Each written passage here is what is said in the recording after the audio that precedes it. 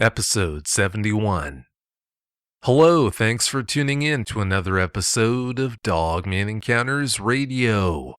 I'm Vic Cundiff, and I'll be your host as we listen to eyewitness encounters involving one of the most terrifying cryptids, Dogmen. Our guest tonight is Donald Coleman Jr. Donald, welcome to Dogman Encounters Radio. Thanks so much for coming. Thank you. It's good to be here. Oh, it's great to have you. Please give us a brief bio on yourself. Okay, I'm originally from Memphis, Tennessee. My dad was an automobile car salesman. He bought a VW franchise in Dyersburg, Tennessee, and moved there when I was 9 years old in 1966. I was educated in the Memphis and Dyersburg city school systems, graduated from Dyersburg High School in 1975. Went to Dyersburg State Community College, had 2 years degree in criminal justice. I began my law enforcement career at the age of 18 in November of 1975 at Trimble Police Department in Dyer County, Tennessee. And I went to school off and on and kind of bounced around here and there and worked for the Hardin County Sheriff's Department at age 19. Got on in various law enforcement agencies, and mostly in the small rural areas of West Tennessee and over into Middle Tennessee. In Wayne County, I'm a graduate of the Tennessee Law Enforcement Training Academy at Donaldson, Tennessee in May 1981. I was state certified, academy trained, also trained by Tennessee State Troopers. Eventually made my way into the Mississippi State Parks with the Mississippi Department of Natural Resources Division of Parks and Recreation. I was a park ranger at Walddoxie to Holly Springs from 84 to 85. Transferred to Grenada at U White State Park. I was a senior park ranger at Outlet Channel Campground. It was a 175-pad campground. I was there from 85 to 89. Took a transfer to Gold Memorial State Park in Walnut Grove, Mississippi, and that's in the northeast central part of the state. Was there from 89 to 92. When I had my encounter with the first creature was in the summer of 1991. Now, Golden Memorial State Park is on Highway 492 outside of Walnut Grove, Mississippi. That park was a two-county park. It was in Scott County, Mississippi, and Lee County, Mississippi. Sebastopol and Walnut Grove were two very small hamlets. So when I was married, my wife wanted to go to a little bit bigger city, so we went down to Forest, which is the county seat of Scott County, Mississippi. We traveled down Highway 35, which is Mississippi Highway 35, between Walnut Grove and Forest, shopped, different stores, and took the kids to McDonald's and things like that. Coming back, it was at night, between 9 and 10. We were around the little community I want to call Harper Valley. Of course, it was like the Harper Valley PTA song. I said, how come I remember it? I was in a 1987 Honda Accord. I'm 6'4", 295 pounds. I was the assistant park manager, but I had park management authority at that park. And this creature crossed in front of my Honda Accord. It was like a flash of maybe 5 seconds. And it was camel colored. It had yellow eyes. It had a wild look in its face. It almost looked like a hind in the facial part of it. But it was so fast, I had to slam on the brakes from hitting this thing. It was covering up the whole Honda Accord.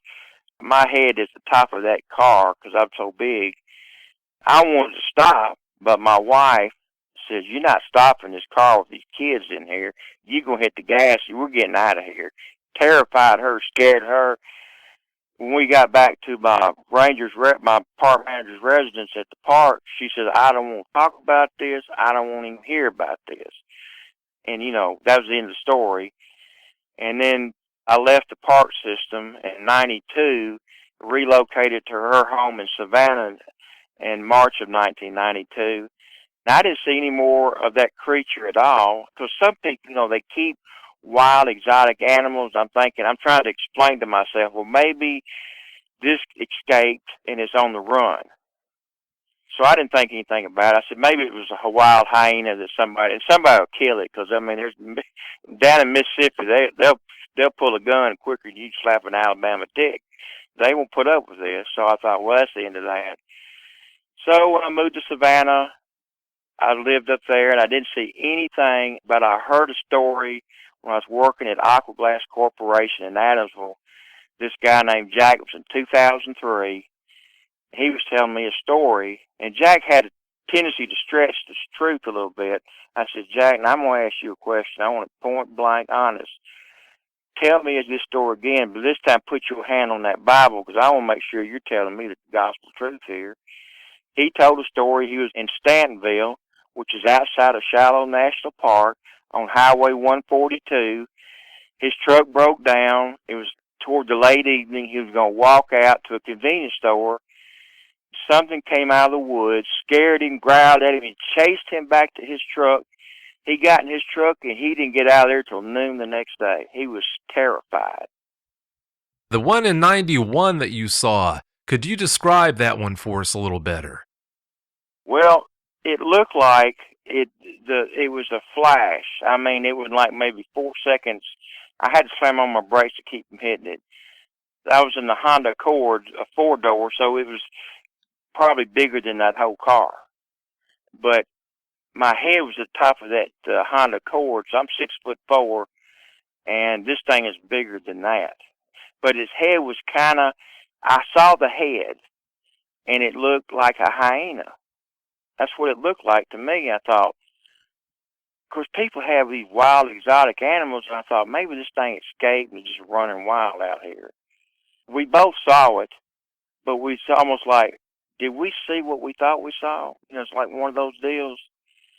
And I wanted to stop and get out of the car. She wouldn't let me. And so I had to go back to my park manager's residence on the park. So we lived on the state parks. So that was the incident right there. See what I'm trying to tell you? It was so brief. I didn't get out of the car. I didn't smell it. I didn't do anything. It just ran in front of my car. I realize you only got a split second to look at this thing, but to describe its coat, how would you do that? What did you see?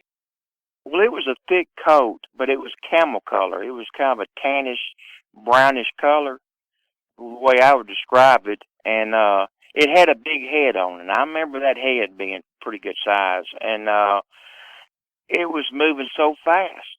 I mean, I saw something coming up out of the road, because, you know, you have to be careful with deer out on the roadway at night. That's no matter what year or where you're at. You have to be watching for deer, because they'll always out eating on the side of the road or whatever. And apparently I caught the peripheral vision of something crossing in front of my car, and then when I put the high beams on it, I caught him. I caught him in the high beams, and that's what illuminated that animal to us. You said it was camel in color. Was it all kind one? of a camel tan color. It had a mane, you know, like behind his neck, it was a thick coat of whatever it was.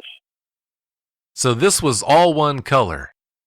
This was all one color, but it looked like a hyena in the face. But it's like the markings didn't add up. You're not the first person who's reported seeing one of these things that had that hyena appearance to it.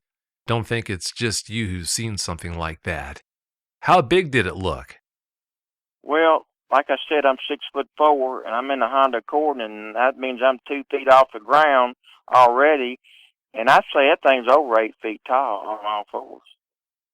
You know, in the pre-interview, when you first told me about it being or looking like it was around 8 feet on all fours, I reeled at first, but there was another law enforcement agent, actually a state trooper, who reported a sighting to me. The one he saw was pushing 8 feet while on all fours. Well, Mississippi Highway 35 is heavily traveled. It's got a lot of traffic on it, but when I saw it coming out of the roadway, I hit those bright lights. That's what caught it right there. But if I hadn't had a great peripheral vision, I think we'd have met out there on 35. It'd have been bad. Yeah, that wouldn't be a good scene running into something like that that's that big. All right, Donald, please tell us about the next encounter you had. Okay, the next encounter, let me back up a little bit, got ahead of myself, was in February of 1995. I was with my parents in my green Cutlass, and we were just driving around, looking at the houses mostly and stuff, and coming out of Iuka, we were about between the Goat Island area. There's Goat Island Road, and then right on down the hill is Elk Landing Road, and they all go to the Pickwick Lake, Yellow Creek area. Anyway, we were going back north on 25, and there's the Corinth and Council Railroad overpass bridge, and next to the bridge, probably about maybe 50 yards, was a red brick house. Between the levee and that red brick house comes another creature coming out of the woods. I saw it when I was at the top of that hill at Goat Island Road. I slowed down to make sure I'm seeing another creature. I'm thinking to myself, why am I seeing this? But this creature, once I got up to about where it crossed in front of my car, which I was a half a car length, behind that creature, looked at that thing solid black. It looked like a Great Dane. The ears were pointed. It didn't show any teeth. It was on all fours. It was huge. This thing, when it went in front of me, I drove past it, turned around in my seat to look, see where it was going, and it went into a kudzu bank and disappeared. I wanted to stop again, but my parents were in there, and they just had a fit and told me, don't stop, let's go. Let's don't talk about this. So it was kind of like you have to be quiet about what you saw. And they saw it, but it scared them, and they didn't want me to talk about it because I want to talk. What is this? It had sinister eyes. The eyes they weren't glowing, but they were mean, and it had an evil presence about it. And I had to go on down the road, and I was thinking to myself, again? And this is up close to where I recreate at Pickwick Lake, I thought. In the railroad tracks, if you go straight into the woods where I saw this thing come out, about 5 miles away is Chambers Creek Swamp, and it runs from the Tennessee River to Highway 72 down around Burnsville, Mississippi. So it's a long swamp. Well, I can tell you that they do seem to be very fond of swamps, so if you're around a swamp, that really does increase the chances of that happening. But why would this come out in the residential? There's residential houses all over the place down there when I saw this thing. I know it's hard to believe, but they do come into areas like that, more than most people would ever imagine or want to imagine. But like you said, I'm sure you were starting to wonder what it was with all these encounters you had been having. I can't explain it, but it does seem like once you get on these things' radar, it's not uncommon to have repeat encounters. And also, too, Donald, I know at the time you wouldn't have thought this way, but I sure am glad they didn't want you to stop that car. Who knows what would have happened if you had gotten out? Well, I had a .357 Magnum pistol that when I went to the law enforcement academy, I got the rank of revolver expert, so I could have put a cap in it, but I'm glad I didn't stop either, looking back on it. Oh, there's no doubt about that. Yeah, that .357 is pretty potent as far as handguns go, but there have been quite a few instances where people have fired at one of these things with a high-powered rifle and didn't get the desired effect, so that .357 probably wouldn't have done much good at all if you had brought it to bear. Well, let's move on to the next encounter here, Donald. What happened? I was house-sitting for this guy I met at church. He had 2 dogs and a cat. He wanted me to house sit in August of 2007. That was at Spring Hill Condominiums. That was, let's see, from where I saw that Dogman encounter, that would been about another 5 miles up the road where his condominiums are located. And so I used to walk for exercise and stuff like that. So I went down to the Tom Waterway Bridge, which was, all right, where I saw that encounter, that would be about 5 miles further south. I went down to the Scruggs Recreation area. There's a roadway that goes underneath the 10-time highway bridge. It's adjacent to the waterway that you can walk about a mile down a gravel road. And there's like a little inlet cove you can pull in from the boat. If there's a lot of traffic on the waterway, you need to get out of the way of the barges, you could pull in. So I walked down there, and it was in August. It's a blustery day, hot and everything. And I got down there. Nobody was there but me, and it's real isolated. And I just got this weird feeling. When I was a police officer, you have like a sixth sense.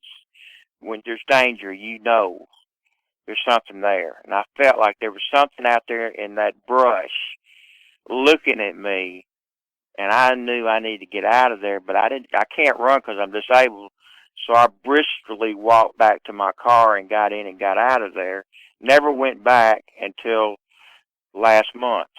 And when I went back, I was with a friend from Savannah, Tennessee, Walker D., that befriended me over Facebook because he read my encounters that I had placed on Ontario Dogman and Unsea World and things like that. He read it and texted me, wanted to be a friend, and I guess we have a kind of a kindred spirit. He's the same age I am, but he was armed. When we went down there, I felt safe because he had a .45 automatic. He also had some backup guns. And I said, Walker, looking over here, this area would be prime area for Dogman or Bigfoot or both.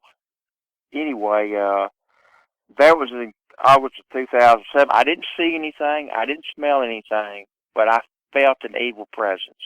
That's all I can say. Now, the next deal was in, let's see, let me back up a little bit. I'm kind of getting ahead of myself. The fall of 2006, I went to Walmart, Savannah, to do some shopping. I was already divorced. I was coming down 128 west, going toward the dam. There's a little place called Sand Hill Holiness Church. There's a little community called Sand Hill.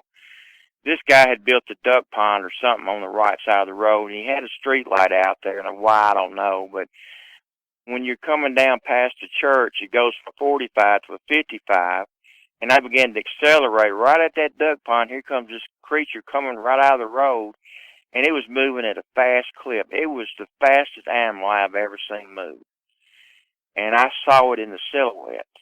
Now, this animal was dark colored. It almost resembled that 95 creature that I saw, but it moved so fast. What I can't get over is how fast it can disappear. That's what I don't understand. I'm baffled by that one. The reason I see a lot of stuff, because that is my recreation. I drive around these back roads, and I just like to look around, get a feel of the lay of the land, and see where everything is and stuff like that. If you're out and about that much, that would really increase the chances of laying eyes on these things. You've talked about 3 different eyes-on encounters here, Donald. Through any of these encounters, did you smell or hear anything that seemed to be emanating from the creature? No, because I was in the car going, not stopping. Even though twice I wanted to stop, but eyewitnesses wouldn't let me. So I didn't smell it then. It didn't, no noise, no nothing. It just flashed, just like a flash card, and it's gone. And like I said, the amazing thing about these creatures is how fast they suddenly appear and how fast they suddenly disappear. Because of how brief your encounters were, the average eyewitness wouldn't be able to gather nearly as much detail as you have, but the fact that you've got all this law enforcement training means you're a trained eyewitness. I think that reason right there is why you were able to pick up so much detail. In the winter of 2008, you had another encounter. Please tell us what happened with that one. I have a cousin. His name is Scott Edwards. He's from Atlanta, Georgia. He's got 3 college degrees. He's in the anesthetist department. He's a physician assistant in Atlanta, Georgia. His family has owned a cabin at Bruton Branch since 1965, and I kind of grew up there in the summer going over and visiting with him, and we know all about Pickwick, and he's into river journeys. We get in a ski boat and just go all over the place. he's got it fixed up like a pop-up. We sleep on it at night, and then we rough it, and the next couple of days we'll be at the Peabody in Memphis or some real nice hotel in Little Rock or something like that. So we get the best of both worlds. But he and I have been all over the whole river system, waterway system, all over mid-America. His two favorite spots is Land Between the Lakes at Lake Barkley State Resort Park. I've been to Grand Rivers, Kentucky, stayed there with him. Green Turtle Bay Marine, I've been all over that area. I never heard of the beast of Land Between the Lakes the whole time I was up there until I told my story on phantomandmonsters.com to Lon Strickler or Strikler, whatever his name is. He told me about the beast of LBL, and it would absolutely floored me. And I read that article written by Jan Thompson, and I just could not believe what I was reading. Back about 2009, I was up there, and I walked from Lake Barkley, the inn, all the way out to the highway and back for my walking and stuff. And I later read, not long ago, that there was a Dogman incident right there where I was walking and didn't know it. Yeah, there's nothing like finding out about things like that after the fact. Yeah, because I'll tell you what, it changed I don't go up to LBL anymore. I've been all up there, and I said, you know what, Scott, I love you, but I'm not going up there anymore. And then my last encounter, when I was going to see him, was in the winter of 2008. It was over there it's called Pyburn Road. It runs between 128 and 69 Highway. And there's a little community there called Bruton Branch. There's a four-way stop convenience store there, gasoline and stuff, and there's a Baptist church next door to it. And it was right up from there, about maybe less than a quarter of a mile. There's a little knoll that overlooks the highway, the roadway. It's a busy roadway right there. And I saw that thing going to Scott, standing there looking at me, and it was I caught it the silhouette of the street light. I knew instantly what it was, and I floored it. I got out of there, and I went over to see Scott. He said, what's wrong with you, like you've seen a ghost? I said, I believe I have. I believe I have seen a ghost. Of course, he didn't understand. He thought I was crazy and stuff like that. I said, I wish I'd quit seeing these animals around here. That was my encounter in 2008. In 2010, in December, I was over at the doctor's house visiting with him. I met him at church. We loved to watch football together, so I was coming back late one night. I think it was on a Monday night, because we were watching Monday Night Football. And they just got the lights on the dam on the highway fixed. I was on the levee part of the dam. I was just coming around the corner. I was maybe about a quarter of a mile away from the four-way stop sign, and I see the biggest creature. It almost looked like the size of a moose, but it didn't have no horns on it. I floored it. When I saw it, I accelerated that Cadillac. I said, well, it's a 40-mile zone. I'm fixing to do about 70. I'm going to be getting a big ticket on this radar, because that's on the Federal Reserve. You can pay a hefty fine for speeding. So I said, I'm going to go for it. And I caught the back end of that thing, and it went right down into that like a little elbow, looks like a little triangle, where the old levee and the new levee is, and it's all full of and it just disappeared. And I stopped for a minute, I just listened, and I didn't hear nothing. I mean, dead quiet. And I thought, oh my gosh, this thing is up here next to State Park, which is the biggest resort state park in Tennessee, because it's the busiest. It's got cabins, camping, inn, restaurant, marina, golf course. It's got everything. And I mean, everybody comes over here. It's one of the well-known state parks in Tennessee, is Pickwick Landing State Park. And here this creature is. And one thing about it, Vic, this creature, if you skirt the outskirts of the park where it comes in contact with Highway 57 south, you can go and hit a little small swampy area, and you can go down Hardins Creek Road past the Pickwick Exxon, and you can cut back through the woods, go straight down the Shallow Falls Golf Course, and guess where you'll end up? On Holiday Hills Road, the road I live off of. There are plenty of places for these things to move about, and we'd never know it. Before we talk about your last encounter, Donald, I know in 2014 you started researching Missing 411. What can you tell us about that?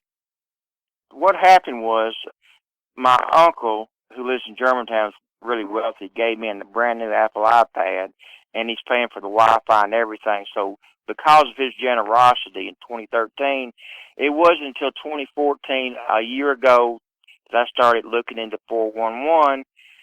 So I started listening to Coast AM, and that's when David Politis was on. They played him up pretty big, so I listened to him, and I really got into this 411 stuff and could not believe what was going on. And so I really researched it, and I finally ordered a book, The Eastern Division. I didn't read all of it. I read quite a bit of it, and that man I befriended in Savannah, I gave him the Eastern 411 David Politis book. I gave him a road map of all the counties, roadways, everything you can think of in Tennessee. I want him to be familiar. If he's going to go out and look for this stuff, I want him to have the knowledge I didn't have. That's taken me over almost a year and a half to find out through the internet. David Politis woke me up big time about what to do and what not to do in the woods. And see, there's woods all around me. I know these woods like the back of my hand. I walked all over. And then when I read that book and listened to all these YouTube documentaries, I would be a sitting duck had I gone back out in the woods wearing a red shirt or orange shirt or yellow shirt or bright colored shirt and crippled and not taking a gun or something to protect myself. And I've got a handgun permit. I just don't own a handgun. But I just could not believe. It scared the dog out of me, that 411 book. I decided in Thanksgiving of 2012, I have had enough of this driving at night. I quit driving my car. I quit going anywhere. The only time I went anywhere, I never drove at night again. Never. I don't go outside my house at night again, especially after this last episode. It shut me down. This thing shut me down. I'm an outdoors person, but not anymore. Oh, I don't think anyone could blame you. Having seen these things as many times as you have, and also at the same time having a friend who wants to go out and actively seek out an encounter of his own, what do you think about that? Well, I don't know if I'm going to go out with him at night. I said, I don't mind doing the daytime drives and stuff like that because you can see better. I said, the nighttime, I'm just going to let him go on his own. I said, if you're going to go out on your own, go out in the full, bright moonlight because you go out there pitch dark, you're not going to see nothing, and he might be right behind you. I don't know the true strength of this animal, but what I've heard on Vic Conda's 70-something episodes and other people's websites I've read, I don't know if would I go out there with a bazooka and a grenade. Yeah, I can't say I'll blame you. What is so scary, Vic, is this thing is now showing up in our residential areas. This is the scariest part of all. I mean, I don't know if it was on your show or maybe somebody else's. A dogman came through the doggy door and got stuck. Yeah, that's right. That was on this show. That was just a couple of episodes back. Actually, I talked about that most recently on Bigfoot Outlaw Radio. That's the most recent interview where I talked about that encounter there. But yeah, it is unnerving. And then there's that lady over in Huntsville, Christian, was that her name? That she was in the Army or something like that, in the military. She came home and she had an encounter right there in the woods with it. She knew enough not to run except to back out of there. You're right. Her name was Christian. That was the encounter. Yeah, that was only a couple of episodes ago. That was pretty recent. I've listened intently to what your interviews with these people are saying between you and David Politis. You done messed me up. Yeah, I can't say I'll blame you. Once you know these things are out there, and especially once you realize that just because you don't live out in the country, that doesn't mean that you're not going to bump into one. That really has a way of changing things for you, especially when you go out at night. I know of encounters that were actually inside the city limits during broad daylight. I can't share the particulars of that with you, but it does happen. One thing I've noticed with all these documentaries and people saying this, that, and the other, the animals are coming into the cities. The big deer, the big bucks, and everything are coming into cities to graze. So there's something out in the county that's scaring them, just pushing them into the cities. When they come in, they're going to come in after them. Yeah, you're right. That is a good point. It's funny you mentioned that because I've noticed that just 2-3 days ago, I was in someone's backyard and there were 3 does just laying there, and this yard is well within the suburbs. This isn't out in the country. So it sure makes you wonder why this sudden migration from all these animals into the city limits. What's behind all that? Not to say that it's got to be Dogman that's causing that, but it sure does make you wonder what's behind it. Yeah, it does. These, where I live at Windy Pines Lane, Holiday Hills, as the crow flies, I'm about 1.5 miles from the Alabama, Mississippi, Tennessee state line that's out in the middle of Pickwick Lake. And all the deer that used to be in the woods are now in our front yards. So something's going on. Yeah, that is strange. I guess inside city limits like that, they don't have to worry about predation. Let's move on, Donald, and talk about this most recent encounter you had. It wasn't an eyes-on encounter, but it had to be pretty unnerving nonetheless. Well, this was Sunday morning, this past Sunday on November the 15th. Now, I'm going to set this up for you. Because of my medical issues, I keep my window open year-round. I've got a big box fan in there to blow air into my room. I'm in the attic room, so I've got the heater downstairs that keeps it hot. I've got to have this cold air. We were under a freeze warning, and I think that low temperature that morning was 36. Okay, it was 5:05. I heard something coming out of the woods, and I was up playing computer Yahtzee. I was up doing that, and I heard something, so I turned toward the window, and there was no barge traffic on the lake. There was nobody. I live on 2 roads. There's Dockside Cove Road that goes behind my house, and Windy Pines Lane. It's been real busy this year. There was no traffic on the roads. This thing came out of the woods and started screaming. I mean, I never in my life heard a scream like that. It didn't sound like a panther or a woman screaming. It was a demonic, sinister scream that gave you chill bumps. I heard it rustling in the leaves because of the pitch. It had to be, now I didn't get a visual, but because of that pitch, it had to be upright. It had to be walking on 2s. It walked all the way down Windy Pines Lane, and when you curve, Windy Pine kind of takes a little slight curve and then kind of cuts back to the left. And right there in that curve, if you look straight down this guy's backyard, you see my house, you see my window. I heard that thing scream all the way down Windy Pines Lane. It's about 0.4 of a mile long. Crossed over Holiday Hills, there's a deep ravine and hollows that go all over the place, but this goes straight to the front of Wind Springs Cove. I heard that thing scream almost down that ravine, and I didn't hear it anymore. And there are dogs all over the place around here. Not one dog barked. There was no noise but that demonic scream. It scared the fire out of me. I said, that had to be a dog man. That had to be. Because until I put 2 and 2 together, Vic, I didn't realize those things scream. I thought they just growled and grunted all the time. Well, yeah, they seem to make a bunch of different noises. It's hard to tell what their limits are. You know, it's one thing, Donald, when you see one of these things out on the highway, who knows how far from home, but when you are inside your home, look out and see one of these things, or like in your situation there, if you're inside your home and can hear one of these things, it sure does make it personal, doesn't it? Yeah, I've heard some noise at our house at night outside with my window open. I don't know if it's deer doing it. It could be Dogman for all I know.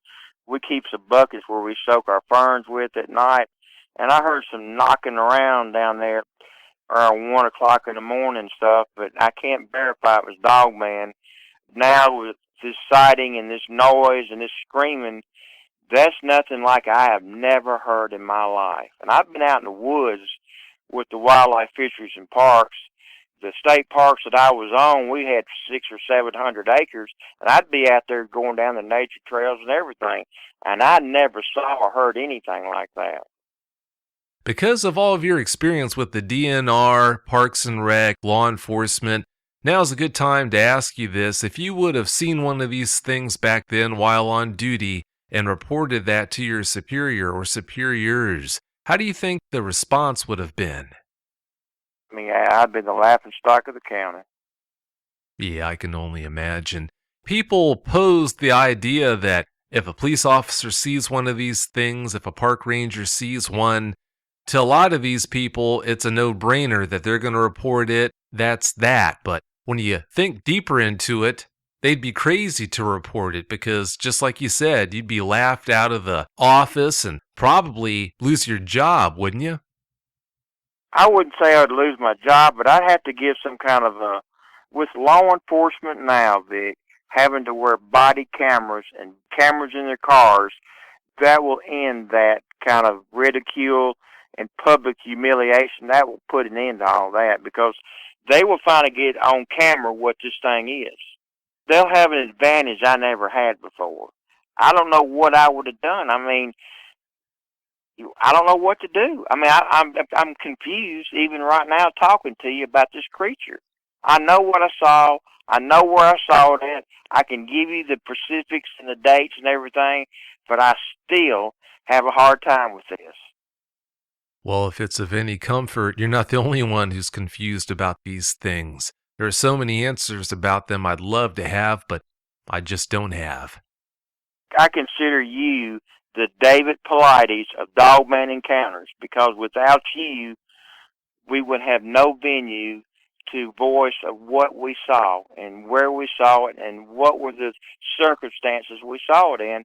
And I am privileged and honored to be a guest on your show tonight. Well, thanks for the good words, but I'm honored to have you on. Before we move on and cover this last topic here, I want to bounce back to the law enforcement question. You mentioned the fact that police officers are going to be required to wear cameras now. If I understood you correctly, do you think that just because they have cameras and as a result might catch one on film someday, do you think that that's going to change anything? Because in my opinion, even if you do get the best footage, it's just going to wind up turning up missing. I don't see that going anywhere. Well, you're probably right because I was with the Census Bureau. I want to say this about the way the government is today. I took the census in 1980 and again in 2010, and it's vastly different. I was able to do my job. Even I had questions, they would let me answer. But 2010, I questioned them. I said, you really don't have any business asking these types of questions because this has nothing to do with counting heads.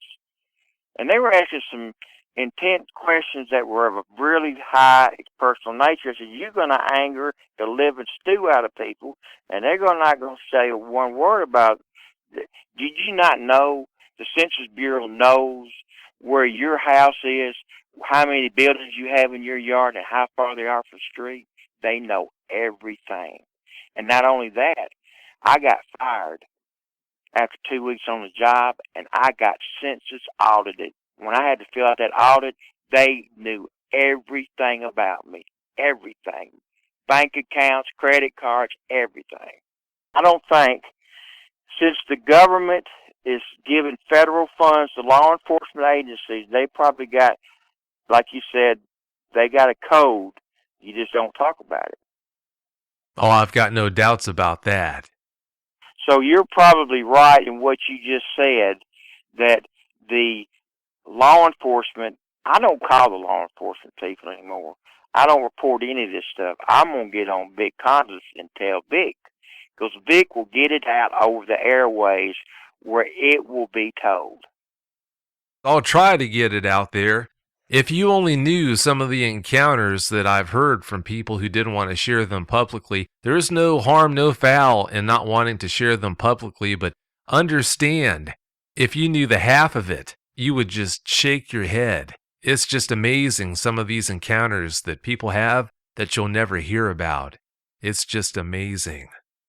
But I'm glad you're hearing it, even though you can't share it, that there's more to this story than these things popping up out of the woods. The reason I believe I'm seeing them on the roadway, number one, roadkill, easy meal. Right there. Roadkill, easy meal. Car breaks down. I could take out that couple, changing that tire. Because, see, I did not know, had I not listened to your programs, interviews that you have conducted, I would never have known that these creatures can climb trees. It's a scary thought, isn't it? And so when somebody like David Paulides' book, like the guy was there, and the next minute the kid was gone, and he didn't see anything, if the thing jumps out of a tree, grabs your kid, and takes off up the tree with it, how do you know who took your kid? That is really a scary thought. It's not good enough to keep your eyes out on the ground in every direction. Now you have to worry about attacks from above as well. That just takes it over the top. I'm open to whatever. I don't think the American people have been given the truth about everything. Oh, that wouldn't be the first time. I wouldn't be surprised if that is the case. I really would like to know how much the government does know about these things. Why are all of a sudden people disappearing out of national forests, national parks, state parks? That's government controlled. That's true. With all the missing persons cases, you sure would expect the government to do more than they have. David Paulides said recently on Coast to Coast, there's over 1,600 cases he's working on, and he hasn't even touched urban areas. You're not the only one who's a big fan of those missing 411 shows.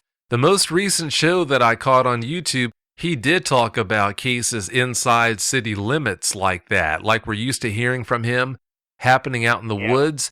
If you think it's scary listening to instances of people missing the way they turn up missing out in the woods, you ought to listen to that show and hear how scary it is to find out about these people that just vanish within the city limits. Anyway, moving on, tell us about this Apache helicopter that you were telling me about in the pre-interview. Okay, this was in October 2014. Like I said, I had my window open. I can hear the pitch, the noise. I can tell you when an ambulance is coming across Pickwick Dam or when it's coming up out of the south. There's a little fire department substation there. I can tell you the pitch of that siren, which direction it's coming from.